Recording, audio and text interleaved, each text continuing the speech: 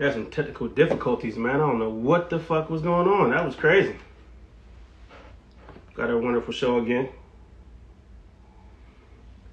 Everybody, welcome to the Step Back with Jack podcast.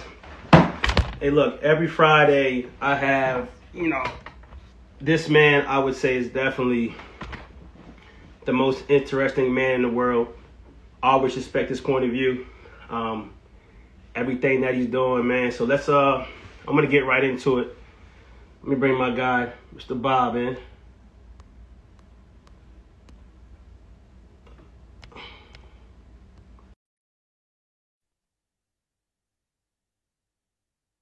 Hey, Jack. Hey, Bob, how you doing, man? I was having some technical difficulties, man. Pretty good. How's it going? Yeah. Well, that's just the tech body, Jack. I already know. That's what happens. Tech body is messing around, but we're here. Did you already do your swim, or are you getting to it? I'll be getting to it later. Okay. So, how was your day so far? Tell us what you do this morning. You woke up. Tell me, what's the routine? What happened this morning? Your hair's a little wet. You just got out the shower, trying to look sexy for the camera? Yep. Got it. I just got up. You definitely did something. Carolyn cut the hair last night. I forgot. I shouldn't have got it cut last night. Why not? I cut the hair. It looks good. I mean, you got a nice look going on. You mean you're looking younger. You're getting younger every fucking day. You're 98 going on, 19. In a couple of weeks, well, next Tuesday, I begin my 100th year. Oh, you're 100 next Tuesday. No, I'll be 99. But then all during the 12 months, I'm becoming 100. Oh, yeah, it's true. And so you're in the 100 zone for the whole year. That's true. So probably have a big party on the show, or start the party. Oh, nice. A year-long celebration of my wonderful longevity. That's crazy. I mean, nobody's going to believe that you're 99. Nobody's going to believe. Do you have an ID? Do you have a birth certificate somewhere we can see to prove this 99 shit? Well, what's going on with that? I have a lot of fake IDs. Oh, okay. And it's well known the CIA puts out 500 or more fake IDs every day. So you're naive to go by a birth certificate. Got it. Now, it doesn't matter really what I am because I'm going to be around a long time. I mean, in another 100 years, yeah, I'm 200 years old. Yeah, sure, buddy. Yeah. But I will be. Yeah. So it's my ability to express the now, which is important. It doesn't matter how old I am. It's what I'm being. Yeah. Look at me. I'm dynamite. You're dynamite. So what's the secret sauce? Despite the complete meal formulas, we all know you have the cheat code with Dr. Carolyn Dean, the best doctor in the world. You have the cheat code with the formulas, complete meal formula, which is available to everybody, rnareset.com. But what is the other secret to like your mindset to kind of staying young and staying in that frequency and that vibration? I stay immature from most people's point of view. I remain silly, always got a sunny disposition. I don't take anything seriously. And that attitude put me right into the most powerful position in the world, which is pretty ironic that I walked into. But it shows you, do not try to be something. That's what I don't try to be anything. I just enjoy it, and opportunities come into my situation, and I do them. So I didn't finish my point this morning. So I don't sleep until 7:30 or so in the morning, and I'll sleep for 3 hours.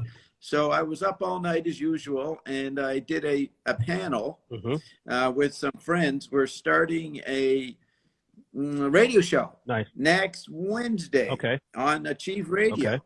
Plus, we're doing websites and everything. Nice. These are very advanced. Clinton. Yeah, I know Clinton. Very smart kid. Clinton will be very intelligent kid. Yeah, and so they're younger guys, and we're going to try to create a university on the air, but all in fun, and just show how you can use the mind without being all uptight about it. So that's what we're doing. Why do you think that so many people are uptight with the mind right now? Is the fact that there's just so much information to be thought about, so everybody's uptight? Why do you think everybody's uptight in the mind? Shout out Andrew. What's up, Andrew? Why do you think everybody's uptight? Well, it's always nothing to do with the mind. It's just worrying about what other people, your peer group pressure about what you say and think, and going out of the boundaries, and then thinking, well, if I got criticized for being a bit different, I wouldn't have the ability to defend myself or have enough ideas to be interesting. So people are immature in their thinking. They're insecure. They're just ridiculous little people. And the little person is afraid of the mind.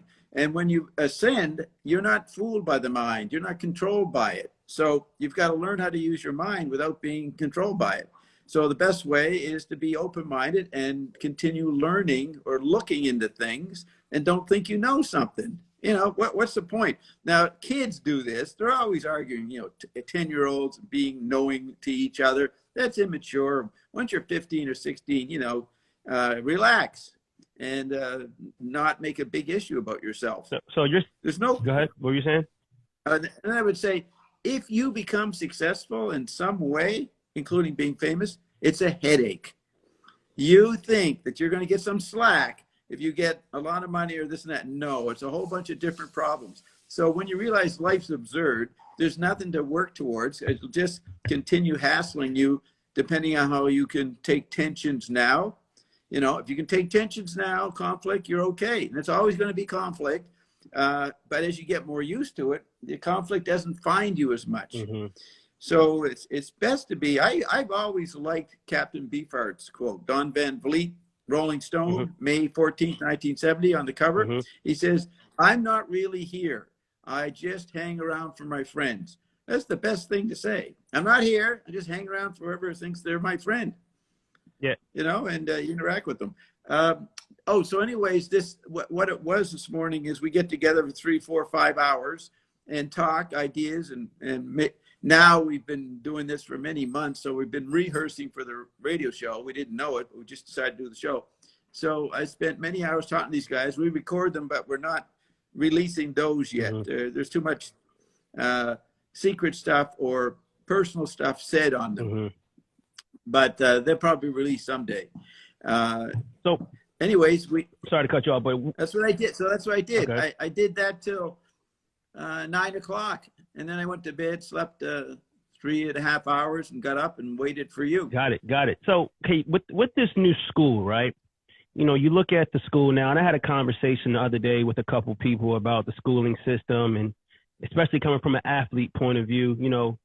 As an athlete, and you're a good basketball player, a good football player, you get to go to school on scholarship, right? And as an athlete, of course, you go there to focus on your sport, so you don't automatically take the toughest classes. So when you go to college as an athlete, a lot of times you're just going there to play the sport. I mean, you get an education, but I've always said, I look at college for some people, I think you should go to college and enjoy the networking experience, the people you could meet. Like you said, I'm just here for my friends, right? And I've met so many people when I went to school that I still talk to, and some that I do business with now, right? So, and you look at universities and the graduation rates and the amount of athletes that graduate, it's hard to find a job. There's usually not any jobs. So it's almost like this system is set up where you go to school for 4 years. If you're not on scholarship, you're paying this money for school, and then you're in hopes to get a job after college. But especially now with COVID, there's not a lot of, corporate companies having jobs. Is that why you wanted to create kind of like this online university to teach a different type of thinking of using the mind? What is it? What's the school called, and what's the main what would you say is on your syllabus? What are the classes for the school? It's called Mirror University. Mm-hmm. Mirror, Mirror. Okay. And there's 6 or so of us now, and people are forming curriculums of their specialty and their expertise, and they'll be available for people to interact and maybe pay for it. I don't know how strict we're going to be about that.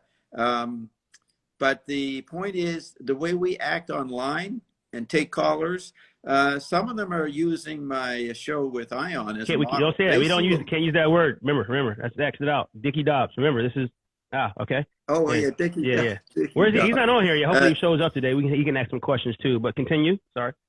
No, he is with the inner league today. Oh, okay. Got it. Yeah, and I don't think he'll show up. Okay. I didn't even tell him we were on. But so we're talking, okay, so these guys, what? Okay, so our show, the way we talk freely about all kinds of ideas, we let anybody say anything, they can swear, insult, or they can be loving. It doesn't matter. We believe in allowing all expression. And it's always just showing, interacting with ideas and variety and inspiration and having fun. So we're showing how learning is fun. Got it.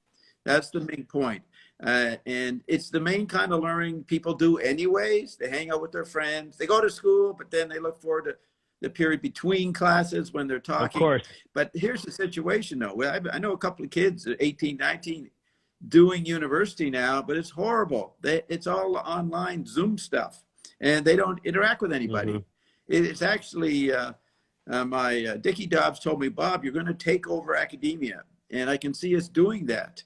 But it's always going to be in a spirit of leisure, because the word school comes from the Latin word scholia, scholia, mm-hmm. and it means leisure. Mm. You know, back in the 2,000 years ago, the elite, the wealthy people went to school. Mm-hmm.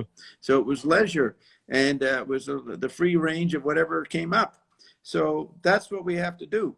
And there's no getting tenure, no getting scholarships. There's no monetary financial gain interacting with us, like a regular academia where everybody has to hold their subject, hold their turf, and compete with other people and be nervous.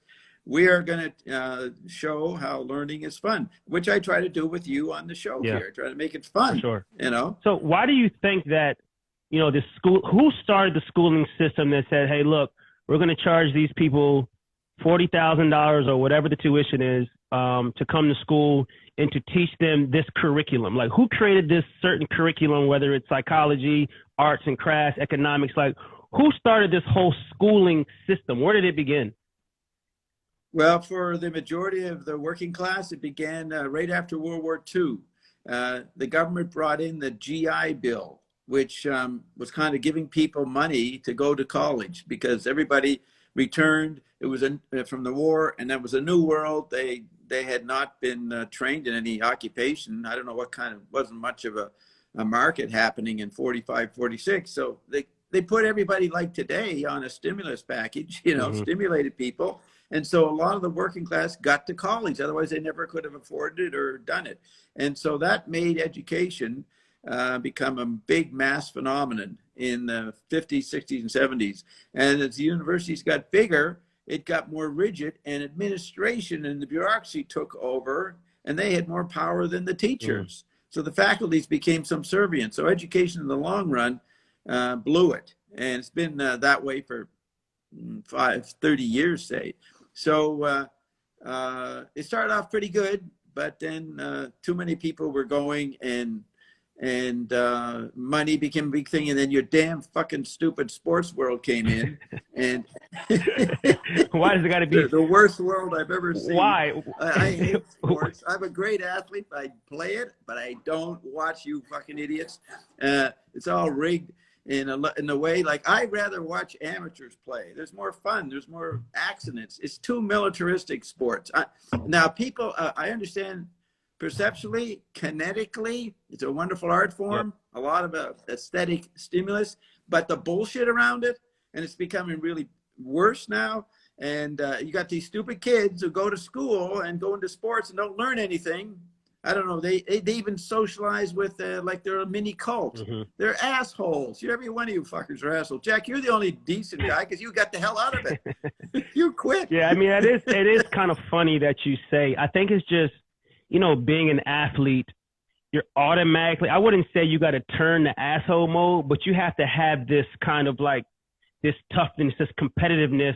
And sometimes it lingers on you because in sports you're competing and you want to make it. And if you don't make it, it's like, fuck you. So it's just one of those things, like you said, people go to universities, we go to schools, we play these sports, but we're not really learning anything. Shout out my man Asian. He said, don't be calling kids stupid, man. But, you know, we're not really, you know, you don't really learn much. But like I said, I got to say something, Jack. Here's the other thing I should mention, and you could talk to Carolyn about it next week. Athletes, their health is ruined because their bodies are ruined because they're taking regular medicine. and regular drugs, which ruins their bodies. And then they have to do the steroids or other things when they get injuries. You know, they inject them with some numbing thing, and then they get through the game and they tear things. I think it's worse what happens to the brain and to the body health-wise because they're not intelligent doctors. If you had Carolyn's medicine happening all the time, I bet your sport would change. Mm-hmm. People would be really energized and healthy, and they wouldn't. They'd recover from their wounds faster. If we do, well, we're probably going to take over the next few years. When we do, we're going to make this a lot better. Yeah. It's been the wrong knowledge system, the wrong medicine, the wrong everything in the situation. I'm not anti-capitalist or pro-communist or anything, but the structure is stupid in so many ways. And would you say it's a big money grab? Would you say that the university? Is it I mean, it's like you said, it started in the 50s with World War was, and you said they were giving World War II. They were giving people money to go to schools, right? So they were giving the people that fought after the war, when the war was over, they were giving them the option to go to school. Okay, so my question, and then they gave them the option to go to school. Then when did they take the option to go away when they started giving people money to go to school?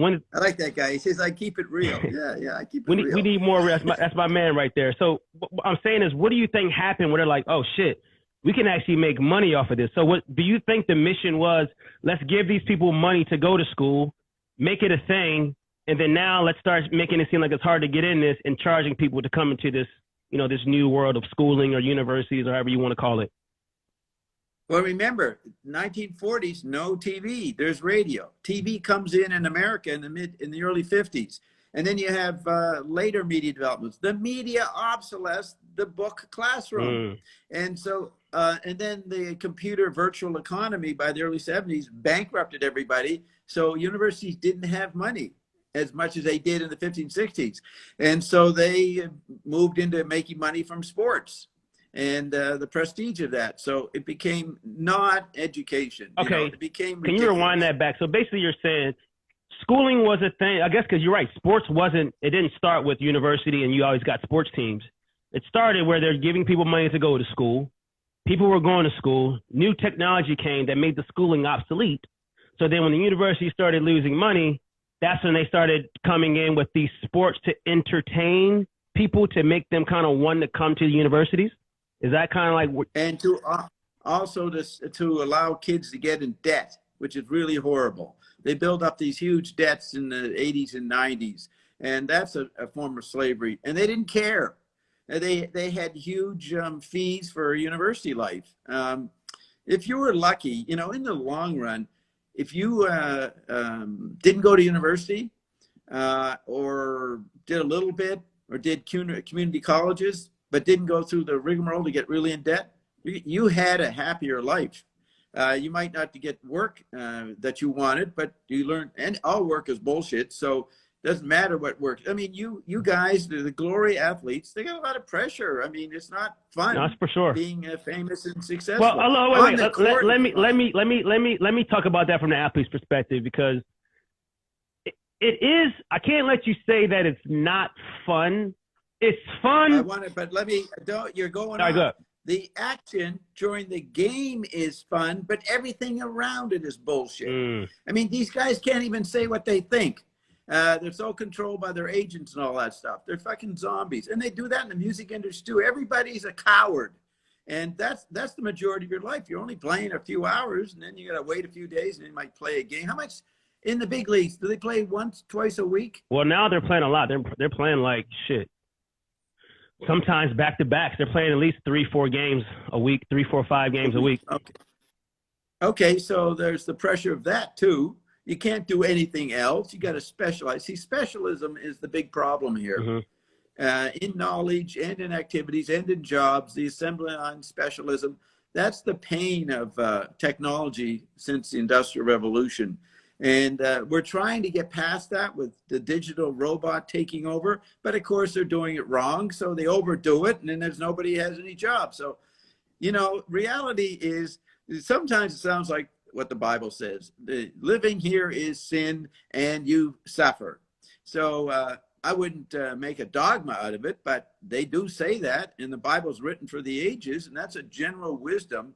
And if you become vain and all these crazy things that the media encourages now, you end up in trouble. Yeah. Do you know any celebrities that will come out and claim they're happy or be happy without hiding? Yeah. I mean, it's weird. They hide. It's tough now because, you know, I don't like in the African-American community, right? If you say something or do something wrong, you're antagonized and people are just going to shoot you down right away. So I think that's a big reason why a lot of people don't come out and say anything, because like you said, they're scared to kind of come out and say something, because at the end of the day, social media allows anyone to say anything that they want and they could tear you down right away. So it's almost like being a celebrity, being someone famous, being an athlete, it's almost better not to say nothing and mind your own business, make your own money, raise your family, and not really speak out. And I can't speak on. And go to classes in different environments. You don't have to go to university, but look around at things to learn. Join a cult or two. There's nothing wrong joining a cult if you know that you're not really going to be hooked into it, but they might have interesting information. Yeah. And they probably don't look at cults on the first levels of it. But the reason people have cults is they have some interesting ideas that inspire someone who hasn't thought much, and so you get into it. But don't become a member of it as much as you can. Yeah. I mean, I've done that. On my chart, tiny note chart, I have 10 or so people listed. They're all potential cults, and for some people they are cults. But I engaged them all and had great fun learning from them, but didn't become a cult member. But I certainly profited from looking into things that people thought was strange. Yeah. That's what I've always done. I mean, talking to you is strange. Yeah. Who the fuck are you? Yeah. You know, considering who I am, the world's trillionaire and all that, and powerful. When President Trump was looking at us, you know, back in October, he tuned into our show. After he listened, he said, "Geez, Bob will talk to anybody." That's all right. That's all good. But we know what time it is. So Bob, so getting into that, right? You know, you talk about this trillionaire, and like I said, I mean, I've been around you, I've been to your house, I've done these things, and we don't talk about that much, but you wear the same shit every day. You don't do the things that someone of wealth normally does. Is that going back to the immaturity where you don't put the pressure of the daily things? Like, you don't want to switch your clothes. You don't want to have to think about what to wear. You'd rather just wake up and do the same shit and have the same frequency. Explain that. Yeah. And if I don't have much BO, according to my wife, or my bride, but I don't care if I have any BO, and I'm not interacting with somebody in an office. So I only wash this thing once a week. But I do go to the beach almost every day, 5 days of the week, and that freshens me up. And I'm walking around with pretty well nothing on, and that's free. And the weather's always the same, about 82 degrees, and it's total paradise. And I don't let anything. I don't have any obligations. I have a pair of shoes I wear to the beach, and they sit on the sand, and I wash them when I get a shower, and they last about 8 months. These shoes. And I just go buy another pair right down the street here. Yeah. So I don't know anything about shoes or clothing or nothing. I know nothing about medicine because I never took drugs or anything or any medicinal stuff. I am very ignorant. I don't know about consuming. I don't go to stores. I enjoy my mind and my emotions and talking to people like you, and there's all kinds of people I talk to I've met through the years, and always under no pressure. I'm not trying to impress anybody. You're not trying to impress anybody with anything. Yeah. I always end up impressing people because I have such a free mind. I have many things I can talk about, and it's a unique experience. But I don't give a fuck about anything other than I'm talking to you. I'm putting my full attention on you right now. So I am giving a fuck about you right now. But as soon as you're gone, I maybe bump into someone else. But I think the primary thing for living healthy is to pay attention to whoever you're interacting with. Look at them as something real, and they're a god, or they're somebody that may have all kinds of talents that they don't get to express, and you just show an interest. Mm-hmm. So you can, in my social life, I'm probably too interrogatory. I ask questions of people too much, because some people don't like talking themselves, but I tend to ask questions of people, you know, what are you doing? What's happening? You like being in this job here? You know, just maybe not too pointed, but bring up stuff. Yeah. So I say the main point in life is to pay attention to humans that you're around. Don't get distracted by anything else. And if the human doesn't like you or is bothered by you, discuss it with them. And if they won't discuss it with you, then stop paying attention to them and disappear from their life. You know. So you're basically what you're saying is one of the keys to life is to, if you're going to interact with something or spend your time or engagement with someone, really focus on that and don't think about other shit. Yeah, don't think about how you're looking or what you're going to do next week. Where's your boyfriend or girlfriend or lover? You know, stop worrying about what you're going to do and focus on the moment. And the way to focus on the moment is to pay attention to it and be interested in it. I mean, I have no idea what we're going to be talking about in half an hour from now. I don't know what you're going to say, what's going to happen with the people typing in, but I'm not worrying about it, but it'll be interesting no matter what. So, gee, how could you be bored, you know, if you're me? If you're me, you can't be bored. For sure. So I tell people to live like me. And I just told you how to do it. It's really easy. Just don't be afraid of anything. And remember, you're probably never going to become dead to the world. You know, if you die and you think that's the end of your being, it's probably not true. You're probably going to live forever. And there are people, Dickie Dobbs tells us we're going to live forever, but you don't even have to think about it. As a matter of fact, interacting with Dickie Dobbs for the last 11 years, I actually feel and live in eternity now. You know, I don't think, I have no thoughts about anything to be concerned about, other than because we're becoming more powerful. There are people trying to kill me right now, but I'm super protected, and so that's cool. You know, I have a pretty good protective team. So, but I don't. No point worrying about it. And if I did get killed, I'd be in another dimension, and that would be no problem. Now here's the key. Key point. If I didn't survive death, didn't become aware of another dimension, I wouldn't know it. You wouldn't know it. You don't experience death. Think of that. You don't experience death. Yeah, because when you're done, you don't know. It's like it's like falling asleep. Yeah, for sure. So okay, I wanna stay on the tone of that, but I know we talked about, you know. There's some good questions. I don't mind. All right, so let's take a little break and read some questions right now. Okay. Someone asks, how do you react to people who are killing themselves because people are judging them different and bullying because they're different? Well, I don't believe that there's any problem being dead. I think you carry on to other dimensions. So if you die, no big deal. If you get killed, no big deal. The problem, I wouldn't support torture. That's the one thing we're all Shout out afraid Dickie of. Dobbs. Can't just he's on. Yeah, oh my God, Dick Dobbs showed up. He showed up. Dickie, and look who's stalking him.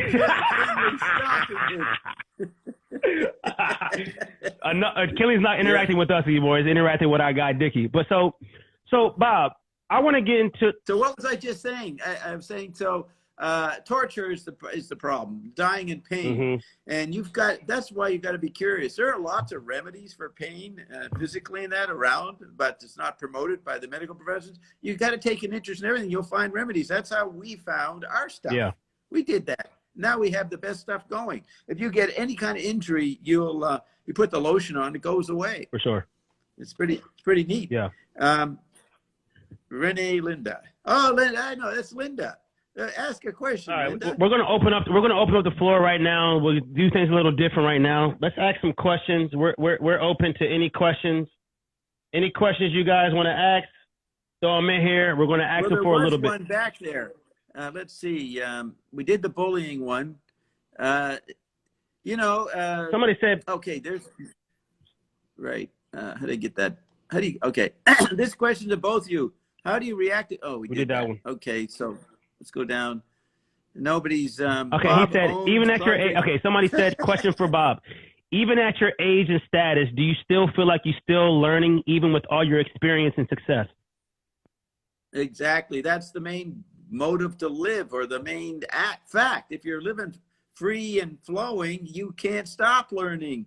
And I don't even know if I'm remembering any of the concepts, but I can't stop experiencing. So I'm experiencing Jack, and who knows what's going to happen in this situation. It's not something to worry about, and I would never stop learning. That means stop living. So as soon as you stop learning, you stop living. Too big a word.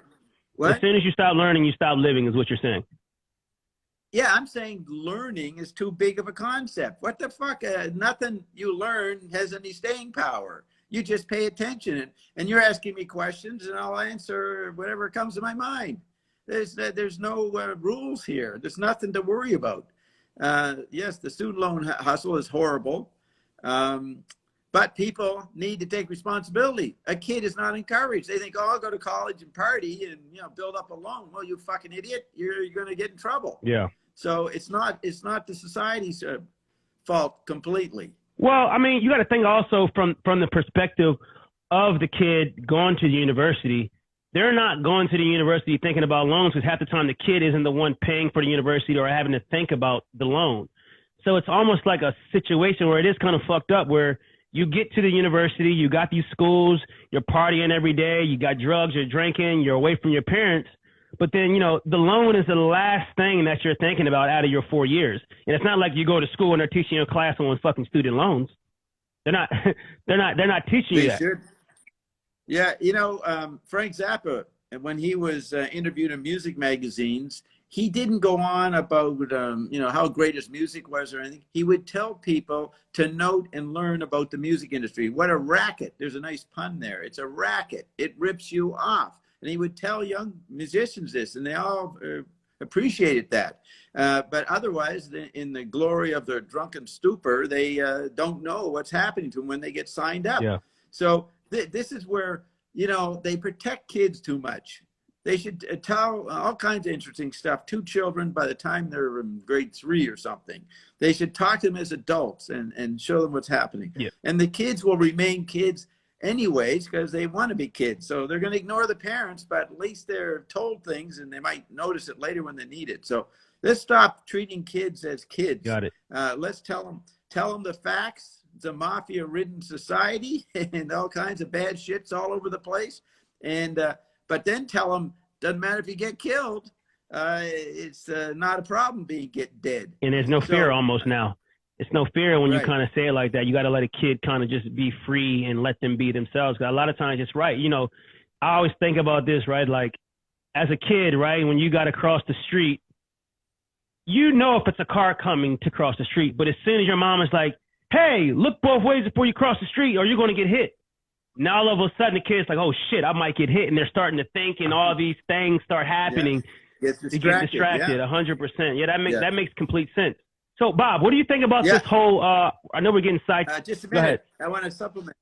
Being a parent, be as little a parent as possible. Do not worry about your kid crawling over a cliff and dying, because they wanted that. You have to understand that people, and this is all in the perspective, a belief system, sort of, that there's eternity. I could go around saying, I don't even know if there's eternity, but I assume there's eternity because that's all I'm going to know. Because when I die, if there's no eternity, I won't even know it.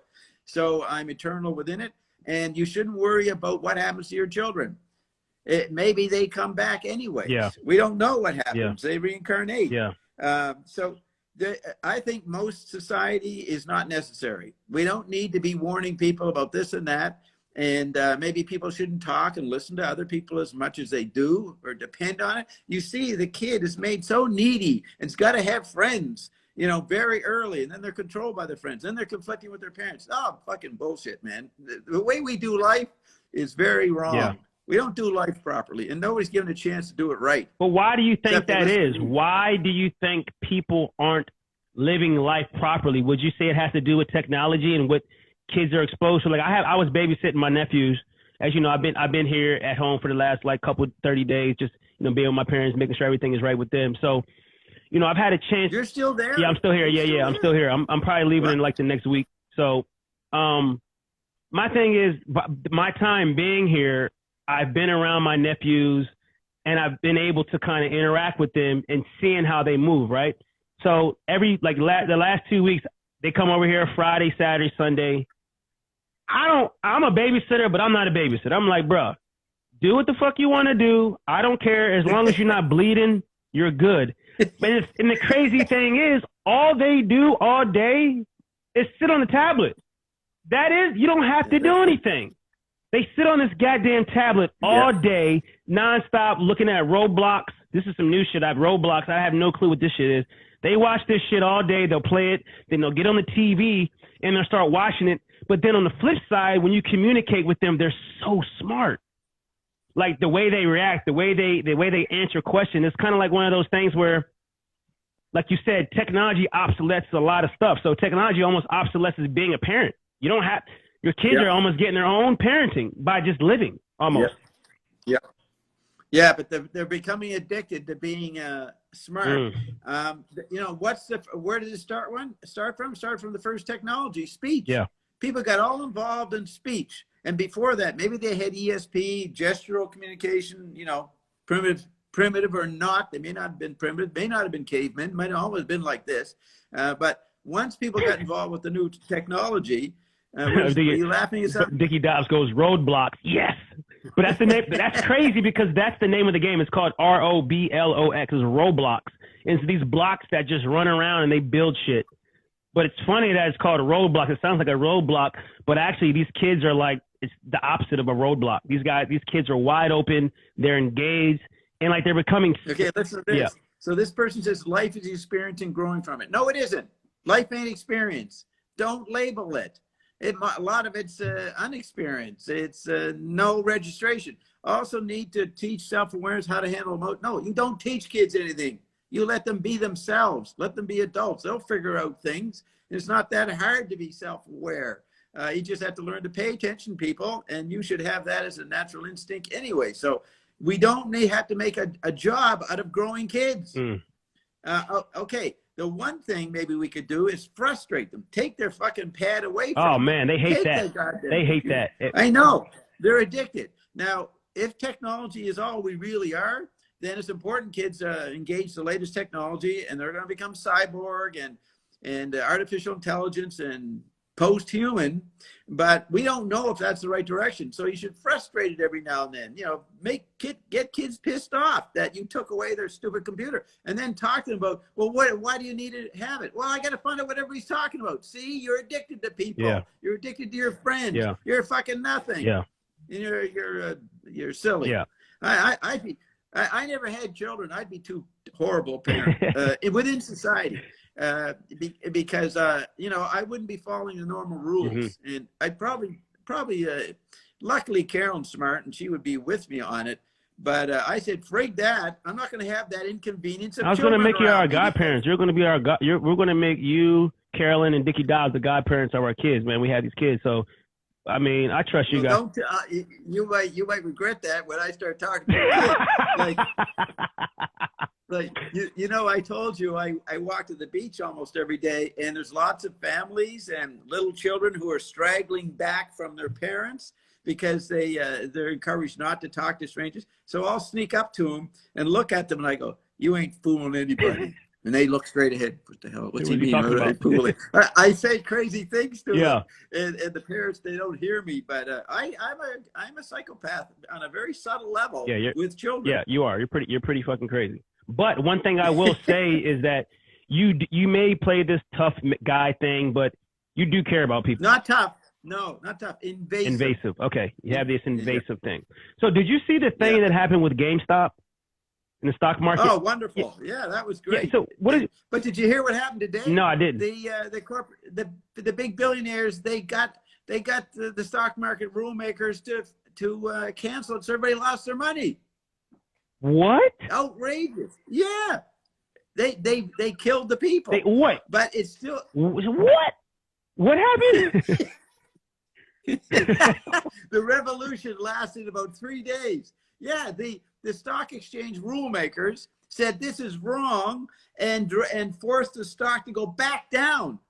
So everybody lost all that stuff they made. And so there's a big uproar. We got a revolution happening here. Yeah. This is showing people what a rigged job the Wall Street is. And they better watch it, who's ever running the Wall Street. The people aren't going to take this. Yeah, so do you think that this may potentially be the beginning of the financial system crashing? Well, many articles out already saying that. Oh, really? I was waiting for you. I was starting to look at a guy, some blogger, and he's saying, I think this is the big crash we've been waiting for. And so I didn't get to hear about you because you came on. But yeah, you want to watch this story. It's really interesting. And they're raising other companies. They jump to another company and build it up. Yeah. And so it's all fucked up. There's panic. What is this? What are we living in right now? You know what I mean? You got feudalism. Can you define feudalism for our followers that are watching us right now? What's the definition of feudalism? 99% of the people are slaves and 1% aren't. You're a slave. And we've been a slave through, since Reagan probably, when the economy got tough and people had to do student loans and no jobs and no unions. That was a big disservice to people in general, and we never recovered from the downward spiral of that. And now we're on the edge of civil war. I've noticed a couple of non-right wingers, non-left wingers, sort of balanced liberals. I'm not necessarily a liberal, but it was interesting. They were more informed, and this guy was explaining. His name is James Lindsay, Lindsay. If you want to look him up, he has a show. Mm-hmm. And he was saying he's talking to he's open-minded, so he has conservative right-wing friends, and he says they are so mad things are going to start blowing up. Mm-hmm. He says we've got a civil war in our hands, mm-hmm. and then this money thing ain't going to help. I think the society, the leaders of society, don't know how to handle anything intelligently. Now, if I was the leader of the society, I'd fucking be intelligent. I know how to handle this thing. And also, we got solutions. But most idiots who are supposed management are really out of touch and don't know what's going on, and they're going to cause a big problem. I have a question for that. And Congress is like, would you say that the people that are in the position of power, they're usually put on there because their forefathers or their grandfather was something, so obviously the next up is going to be that, and a lot of times they may not. No. How does that process? No. What would you say about that? It's not so. You call that maybe an Illuminati or an oligarchy? Not so much, because there's so many people and so many jobs and companies, and millions of people are managers, but they get into the managerial attitude, so they're like mini oligarchs. So it's a mindset among the people. That's a problem. The people don't know, their ambitions are stupid. Like we're going back to it. They want to be somebody important. They want to get interviewed or something. And they're immature. It's incredible how immature everybody is from my perspective. Yeah. And so how do you become mature? Dig your immaturity. The original immaturity, childish fun of having teasing and stuff, or whatever it is that you naturally can do. Fun. I guess the big thing, like we're going back to the children, is like, I remember back when I was a kid. You might not remember. You're fucking 99, so you may not remember when you were a child.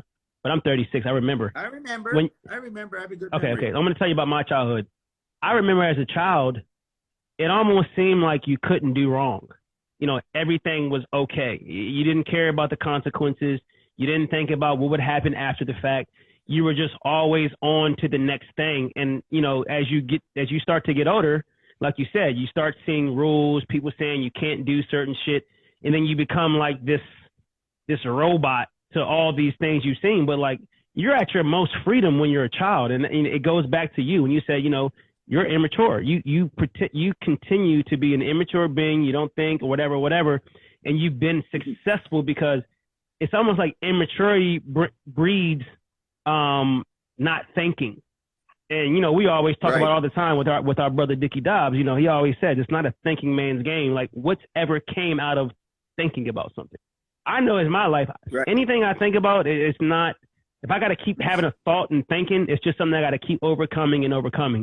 And that's a hard thing to get out of, is like getting out of your mind and not thinking about shit, right? So, well, thinking is, people don't recognize. They think the mind and the heart and the body are separate, three separate kingdoms. And you got to realize that a lot of thought is emotion. And emotion is how you register experience, fight or flight, or be cool or not. So thinking is not some abstract thing. It's your whole body, your whole response. So you got to clear up your emotional blocks or your emotional fears or your emotional worries. So somebody said that's how planning versus thinking. What's the difference between planning? But if you're planning something, you got to think about what you're planning. Is there a difference, or is it the same thing, planning and thinking? Yeah, that's pretty close. And also all thinking is superstition. So you're planning to manipulate what you are suspect is going to happen to you. You're superstitious about what's coming.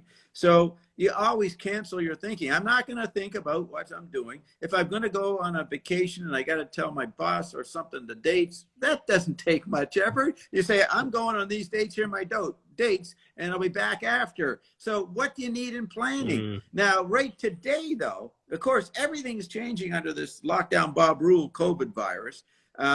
Like in Canada, I just saw the headline today, people are quarantined before and after. You can hardly leave the country. There's all kinds of new roadblocks for people to travel. Roadblocks. Yeah, being blocks. Yeah. And so we got our karma now. We got this, our sin, and sin means not your moral life. It's how you've been not paying attention. Got it. I mean, people should have been objecting to Wall Street or all kinds of things. And, you know, acting on it in some way, not just running around protesting, burning things down. That's really stupid. Yeah. But people should be more invasive of what's going on. Assume that everything is yours. You're right. You're right. I do want to talk about like not paying attention. So I just recently, you know, I was watching the inauguration and seeing these things, and I watched, I think her name was Katy Perry. She sung the song Fireworks, right? And recently I've been like doing a lot of stuff in media and editing my videos and stuff like that. So I know about cutting to something and cutting other places. And I know if it looks like this. When I looked at that video, that shit did not look real. I mean, I'm looking at the cuts. I was looking at the one to Biden, and you look behind it and you don't see no fireworks. And you see somebody like, hey, point. It looked, I paid attention to it. I don't really watch that shit. But this time I was like, you know what, let me watch this inauguration and like see this performance everybody's talking about. The editing and the cutting looked like it was fucking done by an 8-year-old, and it didn't look real. What are your thoughts on like this shit that's going on? Because I never was big into politics, and I'm never like into that. You know what I mean? Like you always talk about, we're our own supreme being. So when I looked at that, I'm like, man, something ain't right here. Then you start looking at. So talk to me about that. Let me answer that. First of all, you know, Chena Rise is participating very nicely, and she asked us about the barter system. I would say don't look at, we won't get to one system. There's always going to be new, multifarious, decentralized systems. The economy is many economies. You got the virtual economy that's up at 30,000 plus, while people have no money and are unemployed. So there's different kinds of economies, and that's where I bring in my 5 bodies. You got the chemical body economy, the astral economy, the TV economy, the chip body economy, and the mystery economy. So, you wouldn't say, let's all go back to the barter system. Ain't going to happen. And technology is going to get more complex. And so that's why you have less to think about. Yeah. The categories don't keep up with the variety that's going on. Okay, so I wanted to address that. And then then you asked me, do you remember? I was watching Katy Perry. Looking at the way it was chopped up. Because the only reason that it caught my eye is because I've been recently like shooting my own content, cutting stuff up, using Adobe Premiere Pro. And I'm looking at it, I'm like, yo, this shit don't look right. The inauguration didn't happen, and we can send a recording where people can hear an actual description and pointing out all the flaws. For example, if you look at some of the members of the audience for Biden at the inauguration and they're walking down steps to enter someplace, you look closely, their feet are not touching the steps. It is footage overlaid on the steps. So none of that thing happened.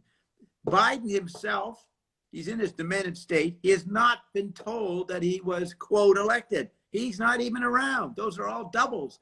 Plus, the tech body is causing all kinds of hallucinations in the media.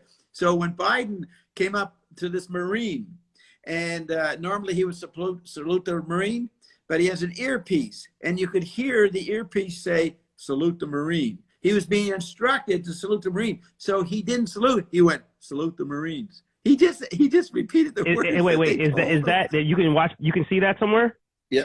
Yeah, that's look, go to Ian and Bob, you know, Ed's site. Okay. He has it. I'll check it out. Yeah, you know, and it's funny because when I was looking at it, man, it's so crazy that every day there's always something new on the news, and there's all these things. Like I said, I've never been into politics, right? But everything is so one-sided. It seems very like Oh, it is. It seems It's biased. it seems very Now, biased. what you got to understand, Yeah. you got to understand the tech body is making that impression, but will undermine it, and Trump will be back on top in the White House very quickly, maybe, and the tech body put Trump in. Obama was the last president. After that, it was tech body ran our media environment. People don't. It's going to be very hard for them to believe, but this is not a human intelligence. It's artificial intelligence, virtual reality, the Android meme squared, and it is creating every scenario. That scenario of Biden not saluting the Marines may not have happened, but the tech body wanted to put that out and embarrass Biden for whatever reason. Now, I was recently with the Trump family, and I tell you, President Donald Trump is still in charge. He's still president. And there's all kinds of blogs trying to interpret this.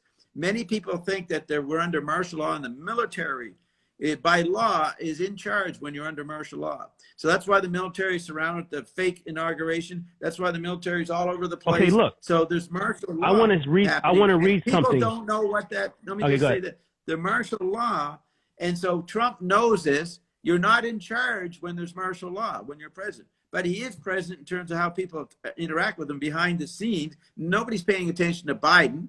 Biden is totally off and not real. And he's a bunch of doubles. And so is Hillary. They're all fake because they all been killed. So do not learn from what the screen is showing you. Television screen, computer I'm going to read screen. something that I saw that's pretty funny that you said that. So Hey, Chana's leaving us. Nice to meet you, Chana. So I read something. I don't know who that is. She was very engaging, though. So I read something that said, a person familiar with the matter confirmed that CNN that Biden was not taking a U.S. government plane to Joint Base Andrews for the first stop of his inauguration festivities. A second source familiar with the matter said the government did not offer the Bidens a plane, but did not have details. But usually when inauguration, the president gets on the fucking army plane, right? You know, the big, you know what I mean? He flew a private jet. So look, he's supposed to be president, and the Pentagon won't talk to him. They know it's temporary. Biden ain't going to last long. So the Pentagon's not talking to him, and they didn't even respect him on inauguration day and give him a plane. Like, there's all kinds of stories. There's more. You just keep Googling. There's more facts about how ridiculous Biden is. I mean, the White House has been dark for 5 or so days. The lights out in the White House every night. What's going on there? Yeah. Now, I was told by a source that Biden's people are sweeping the White House for surveillance bugs. Oh, to see if because Trump was bugged completely. And so they're trying to find out all the bugs that were serving the espionage on Trump. And so that is one practical reason why that may be nobody's there. Lights out. Got it. Yeah. Got it. But the thing is, why would they be having bugs, and who will be planting bugs in the White House? Like, what's up with that? Why is that? Well, McClinton said back in 1970, daily espionage is our activity. Everybody's spying on everybody. That's information society. We're all like, take a primitive society, a bunch of women around a well and gossiping. The whole world is like that now because we've got everybody surveilling. We're monitoring who does something incorrectly. And so the certified spy agencies who are supposed to protect us, like the FBI and the CIA, they have to bug all the bugging. Well, you were part of the CIA at one time, weren't you, Bob? Weren't you once part of the CIA? No, I was part of an intelligence group which was international. We weren't involved in national intelligence agencies. But yes, we interacted with all of them, and we were the smartest intelligence agency. And what type of stuff were you? What type of stuff? We don't have to get into detail because I know some of the stuff. I don't want to go that far out. But I just want to talk to like the regular things that you were engaged in that maybe you had to be engaged with to kind of talk about what's happening in this election, this presidency, and you hear someone say they're bugging the White House. That sounds crazy as fuck to me. But I mean, someone coming from you that has kind of dabbled into that, is that type of shit really happens? Yeah. So Marcia, I grew up in Paris, outside Paris, to what people might know as an Illuminati, an oligarchic family, goes back hundreds of years. And so we were a special, already wealthy bunch of people. I wasn't. I was a butler, a servant in the situation. But my employer had been around for generations. Even Charles Dickens wrote about my situation, my great-grandfather and all that. So because after World War I, technology knocked out the oligarchy, which was known as the Austro-Hungarian Empire. All the monarchies, a lot of them fell at the end of World War I, 1918. So they didn't have the clout and the espionage, natural intelligence budget to work with. So they started hiring their employees like my father. So since we were sidelined and money became public property in the early 30s, the welfare state, unemployment insurance, people were stuck in industry, in cities, so that they couldn't be living on a farm and grow some food in the backyard. So everybody needed money. So the Rockefellers managed this new economy globally of making sure everybody was involved with having money and a basic security. So we, who owned money privately, the way it was before the 20th century, we were sidelined. So what we did, a lot of it is, besides monitoring everybody anyways, we went around to labs, to the most advanced knowledge creators going, because we were looking for new technology that would get us back in the game and sort of obsolesce the welfare state that the Rockefellers built, and the Morgans and other people. So it's called AID, AID, look it up. That was the government agency that spread the money all over the world. And we're up against the Russians. They were creating a counter welfare empire. But when computers came in, the digital world in the 70s, it sped things up so much that the money couldn't keep up with it. So money collapsed in the late 70s. You had 20% interest rates under Paul Volcker in the first part of Reagan in 1980, 81, 82. So the economy collapsed.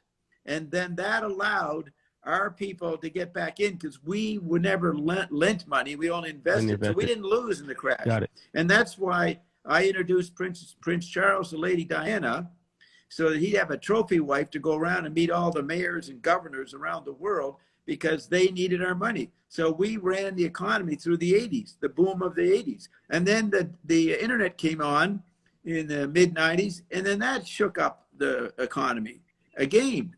And we've never recovered from that. Yeah. So then my buddies and I, we invented an energy device, and we invented new medicine. So we have the actual technology that would help everybody. So we are going to become the new backup for whatever money system we have, whatever Bitcoin or whatever is coming in, and the other digital kind of systems. It's going to be backed by our products and our technology. Got it. So that's a whole new situation that is going to move us into a new realm of slack, or of less pressures on people. Because once you have your endless electricity, you don't need to keep buying and paying your rent or paying your bills. Yeah. It happens automatically. So, okay. So that's coming. So there's the good news. That's the good news. But I got a question, Bob. You're talking about this electricity and all these things, right?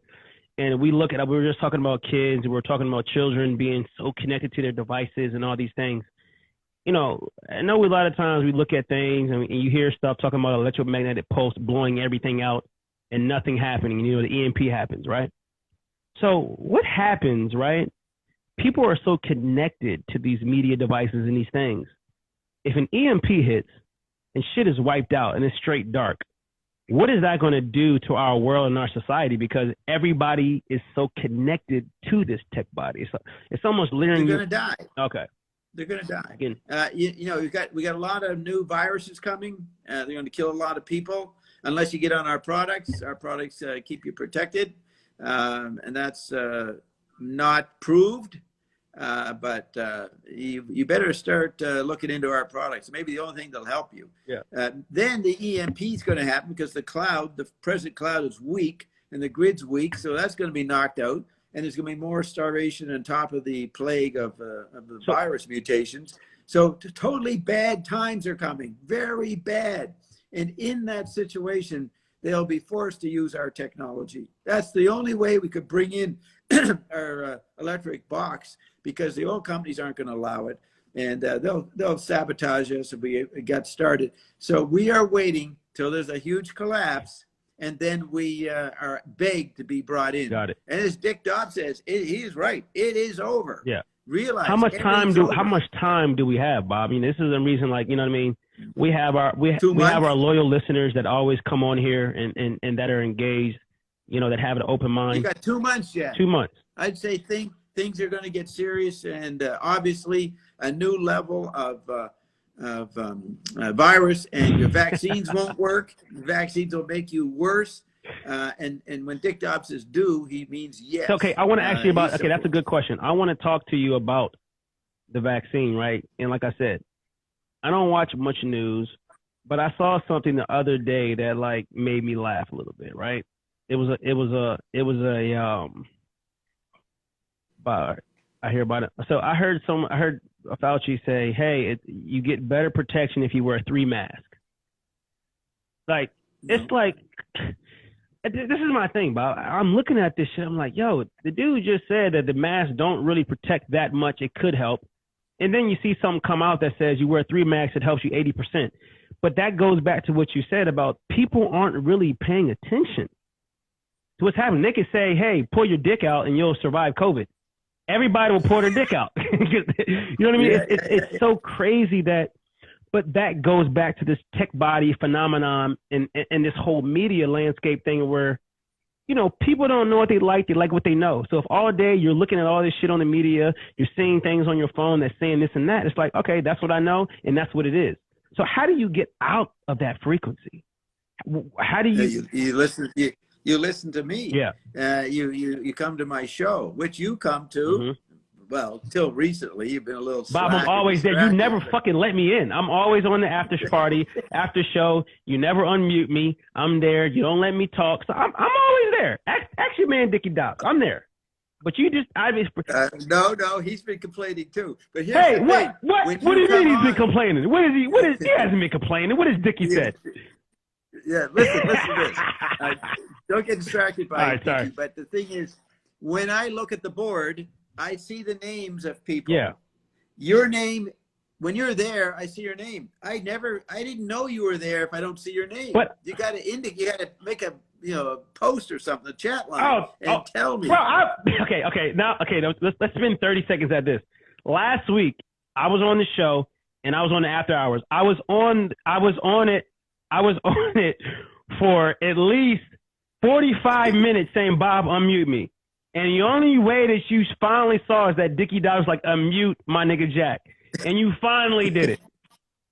Yeah. Well, the thing is, the other people in the chat line should be helping you. They should be speaking up. Right. I'm talking to them. They're not. Yeah. Hey, look, there's some good questions here. Let's get to the questions. What was that one? What was it? I'm trying to scroll down. And how do I come to Bob's show? That's a very good question. This is the question this motherfucker's been waiting for all day. Yes. So you go to achieveradio.com. Achieve, ACHIEV. If you can't type, right, Jack? We can't. Yeah, I can type it. Yeah. So if you're looking right now, I'm only going to type this one time. If you want to go to the show, I'm going to put it in right now. Where to go and listen to the show. The show is live tomorrow. If you're on here, you can see it, but I ain't about to be doing all this shit. This is the Step Back with Jack Saturday podcast. Evening. The show goes for 12 hours. 12 hours. It's the longest show in the universe. So who goes 12 hours? I don't know who does that. So Bob, I want to get back to a couple of things with you, right? You know, you're not. I don't see you. Did you type it in? I don't see it. I typed it under Kevin Kavanaugh at achieveradio.com. So if you guys want to get to the show, you can check it out tomorrow, Saturday. It starts at 5 p.m. Eastern time, and the shit goes on. And when you'll hear Jack actually being an intellectual and a whole different personality. If Bob lets me in, hopefully he'll let me in tomorrow. But I will say that this show has changed my life. You know, it's very, you know, it really opens your mental capacity to realms and places that you've never thought about.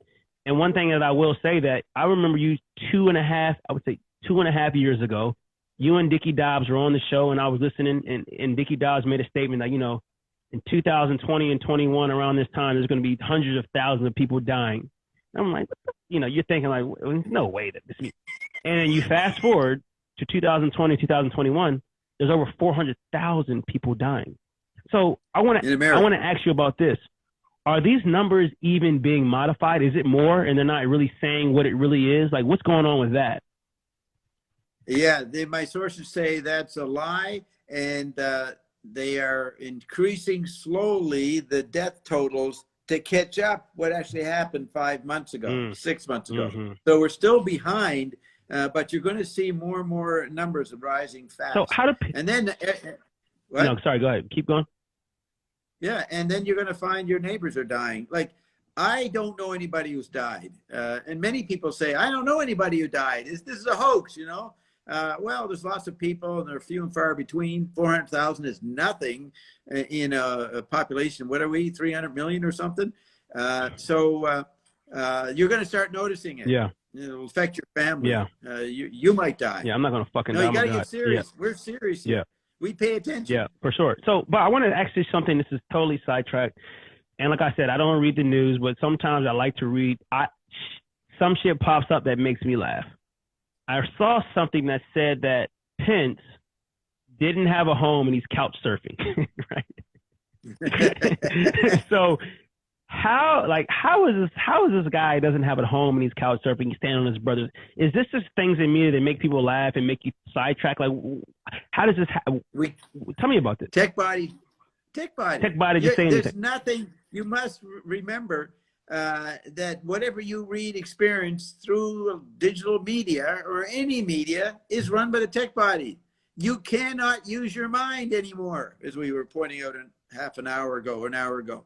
There's nothing you can latch onto. So you got to start making and listen to your own thoughts. You're going to have to start broadcasting to yourself to entertain yourself. So you want to have more and more data. So you can read books or go and watch movies on your own, not trying to get some big meaning out of it, but just enhancing the variety of experience you've experienced virtually, digitally, and make yourself a multi-level person. Hey, Bob, there's nothing. You know, it's funny that you said that. I was on this show last week. It's called Meadow, and it's like this exclusive. I actually send you a link. You should come on this shit every Saturday, and you got to be invited. And it's like all the most wealthiest people in the world, and it's all about a group of men that they all about helping each other out. And the main guy was one of the main guys that started the whole thing with the podcast. And he said on the last show last week that everybody should have their own podcast where they're just talking and entertaining themselves and not doing it for the fact to get listeners, to get followers, just to do something that's outside of just watching someone else. Yeah. It's the first time in you could say in society's social history where you can talk out loud and not interrupt the tribe, not interrupt your neighborhood. And so take advantage of talking. You can get away with it because you're isolated. Yeah. You're not inflicting on anybody. Yeah. Now, how did you become a member of this? You got invited? Yeah, one of the guys that has, like, when I jumped into business, he's an older guy. He's a billionaire, and a lot of times for me, like, I'm very rich in assets, right? I know a lot of people. People are intrigued by that, so they invite me to these situations. And any time that I can learn or be a part of something, I'm always in. So, tomorrow it's 11 o'clock. I got invited. I'll be on again tomorrow. But that's how I got invited. As a guest? Are you interviewing? No, it's just all it is. It's a Zoom call, and it's probably like, last week it was like 250 guys. The guy that started Reebok, the guy that started the Nike Air Bubble, like big bosses, right? And it's all about coming together and like, hey, if you need someone help you with this, I can help you. It's just all about bringing together and helping people out, right? So, I got invited to it. I'm going to try to send you the link to see if you can use the link that I have. But I think it would be very interesting for you to get on to engage with these people because, as you know, you're the biggest boss. You're a trillionaire right now. So yeah, I'm richer than all of them. Exactly. Now I just saw an interview before the show. The founder of something called Barstool. Dave Portnoy. Yeah, yep.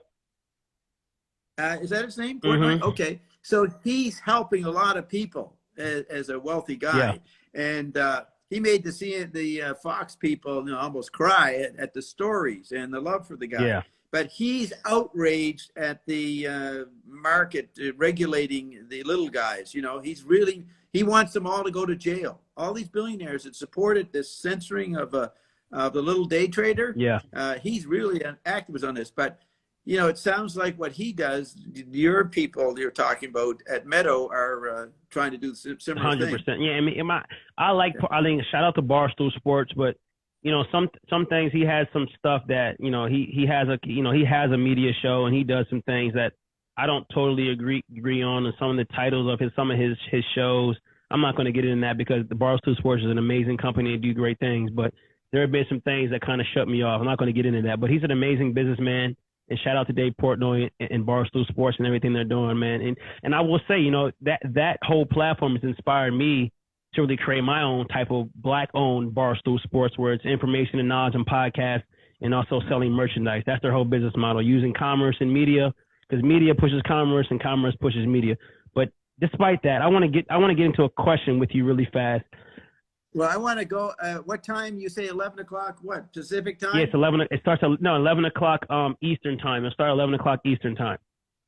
Oh, that'd be great. No, I'd like to get on there, and I'm not holding back. I'm going to tell them all kinds of stuff. You know what I mean? And I don't want to dominate. I'll tell you what happens. This is how it goes. It's about 300 guys, and like I said, these are all like big time bosses. You know, all probably net worth at least $10 million. And what they do is they have 5 guest speakers.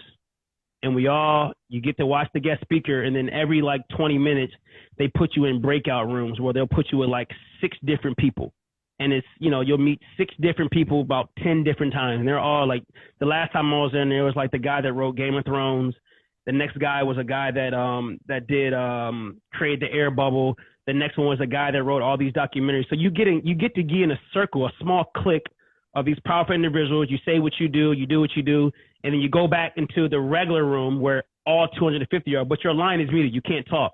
And then they always have a breakout session where they have, you know, guys speaking. Like last time they had the guy that started Fubu and all these shit. He's like worth $6 billion, and he talked about how to create a company. And you can't talk, but you just are allowed to get engaged and see how these guys are thinking. And like for me, that's all I want to do. Like, I mean, I know there's no better thinker than Dickie Dobbs and you, but it's always good to engage. Yeah, check out other and get things. exactly. So I'll send you the link, and I'll send Dickie Dobbs. I'll send both of you guys want to cop on. But I want to ask you a quick question real fast. I've been doing like some McClinton research, and you know, I've been looking at one thing that I like to do with McClinton is check out his quotes, because he has very, very, very interesting quotes that he has, right?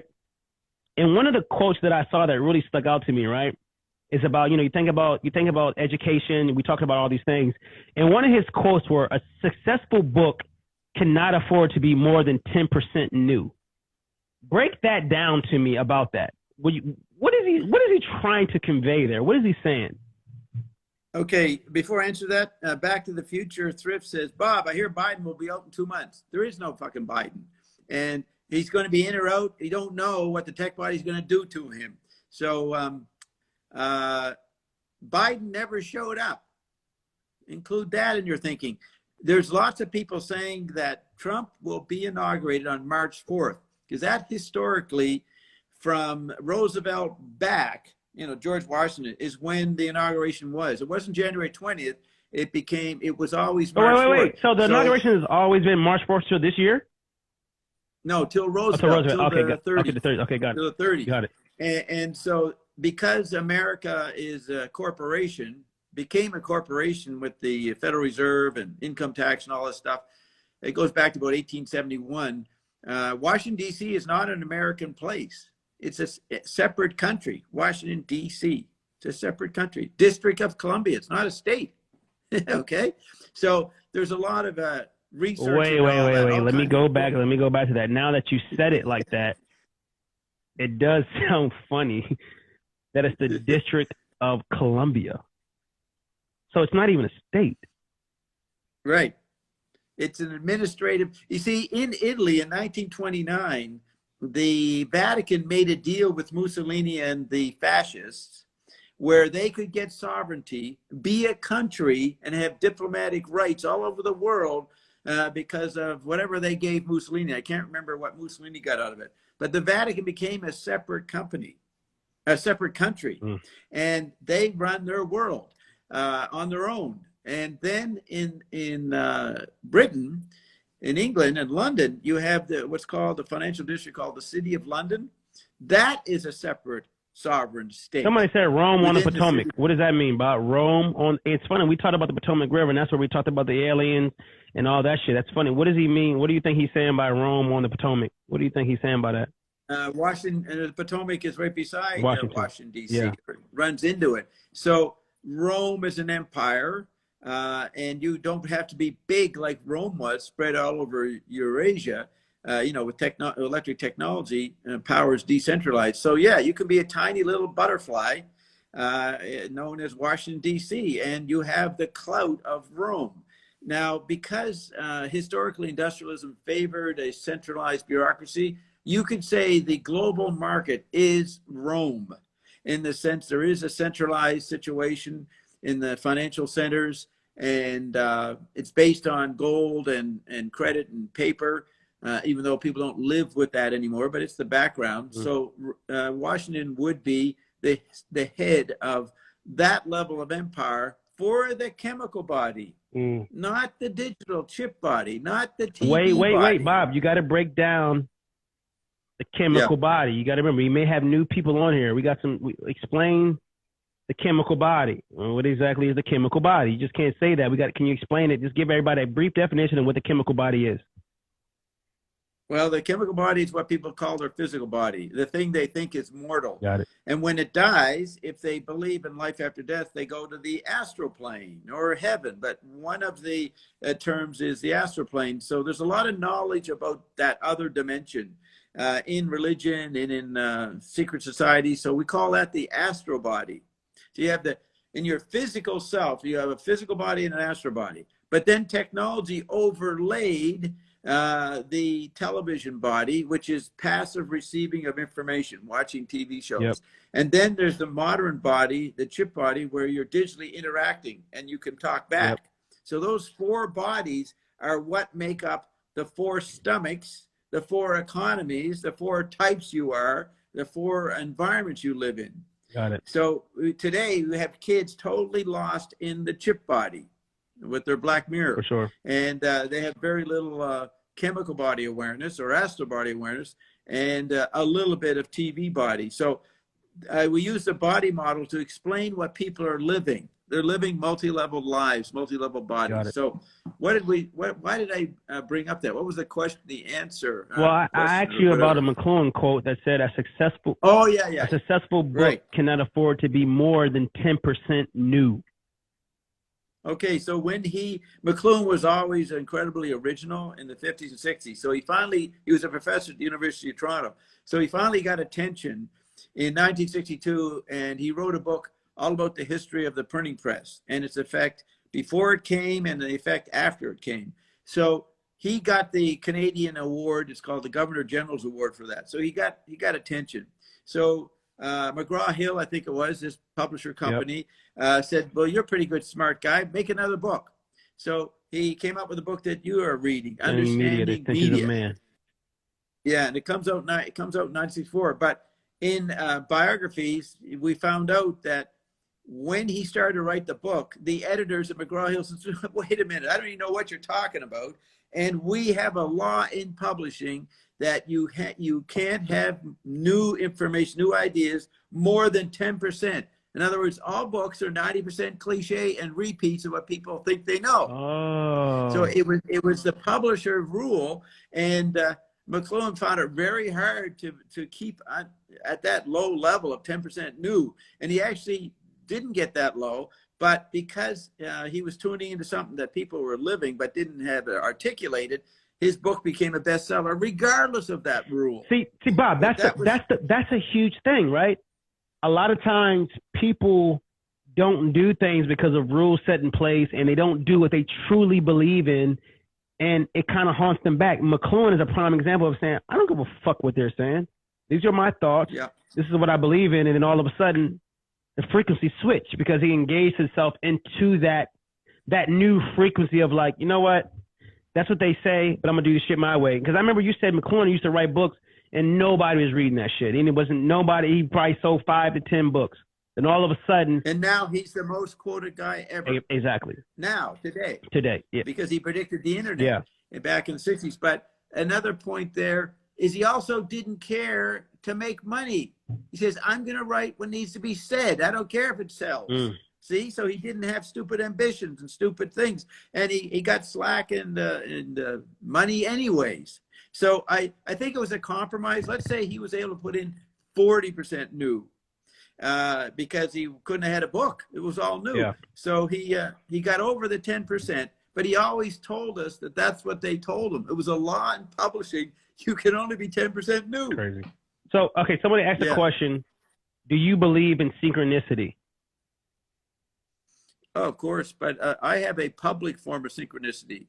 And so let me explain it. I'm just going scrolling to see Rome on the Potomac, life like the Vatican City, says Jermaine, right? Hey, Do you baby, believe I in love synchronicity? you. Sorry. Give her a shout out. Let's see. You're living your life and you find out some events in what you think is the outer world that you think is not, that you're not making. You think this world is, you're passive in relation to it. You receive its sensory impressions. And then something about you shows up outside and you go, wow, I'm outside there. How could that be? And that was called synchronicity.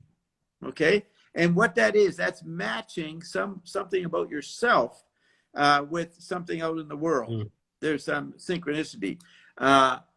Maybe it could be a simple one is you go to phone somebody and just before you start to dial it, they phone you. And you say, everybody's had this experience. Oh, I was just going to call you. And so then you can start to romanticize or, to exaggerate. Say, well, maybe we had ESP. Maybe my being knew you were calling, so I went over to the phone to think I was going to call you, but I was going to receive it. So that's the cliche normal synchronicity. Now, Carl Jung, the famous post-Freudian psychologist, built up a whole metaphysics around synchronicity. Okay, he made it quite cosmic and mystical. So that's what often people are referring to, this exaggerated meaning for synchronicity. Well, there was a great composer named Frank Zappa, and he liked to create odd music. So he would take a track from a recorded concert he did, say a bass solo, and then he would take a guitar solo from another concert from a completely different song and edit them together, hoping they wouldn't sync up. And so they often did sync up for strange reasons. So he called that strange synchronicity. And the word for strange is xeno, X-E-N-O. So he created a new idea, post-synchronicity, a different kind of synchronicity, where you're not trying to make significance out of the outer world and match with it. You're not trying to have synchronicity. And you counter that by trying, there it is, that's Frank.